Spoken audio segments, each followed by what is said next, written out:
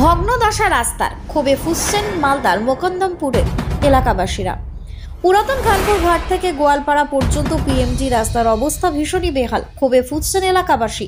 মালদার চাঁচলের এই এলাকায় রাস্তার অবস্থা এমনই যে একটু বৃষ্টি হলেই জল জমে যায়। সংস্কারের অভাবে জায়গায় জায়গায় খানাখন্দের সৃষ্টি হচ্ছে। কোথাও কোথাও হাঁটু সমান জলও জমে যায়।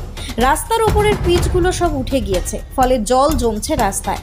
এই রাস্তা দিয়ে প্রত্যেক দিন স্কুল পড়ুয়া থেকে শুরু করে অফিস যাত্রী, রুগী চিকিৎসা করাতে নিয়ে যাওয়া, এই সমস্ত ক্ষেত্রে যাতায়াতে কিন্তু ভীষণ অসুবিধায় পড়ছে জনসাধারণ।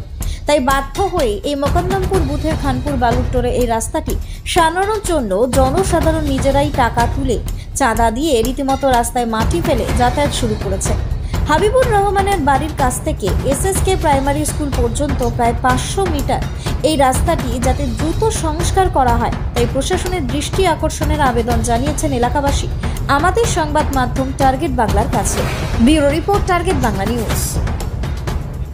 আমরা কয়েকবার দরখাস্ত দিয়েছি, মৌখিক দরখাস্ত দিয়েছি এবং আমাদের মেম্বার পর্যন্ত দরখাস্ত দিয়েছে। এটা মোকন্দমপুর 23 নম্বর বুথের সংসদ, আমরা সেখানেই দাঁড়িয়ে আছি, সেই রাস্তায় দাঁড়িয়ে আছি। রাস্তার জন্য অনেকবার কমপ্লেন জানিয়েছি, অথবা আমাদের একবারও অ্যালাউ করেনি। তারপরও এখানে এই রাস্তাটা হচ্ছে 500 মিটারের মতো, 500 মিটারেরই দরখাস্ত দেওয়া হয়েছে, কিন্তু কিছুটা কাজ বেরিয়ে এসেছিল। তারপরে এই প্রধান কেন আমাদের কাজটাকে এখান থেকে সরিয়ে নিয়ে যে অন্য জায়গায় করলো, এটা আমরা প্রধানের কাছে জবাব চাই, প্রধানের কাছে জবাব চাই।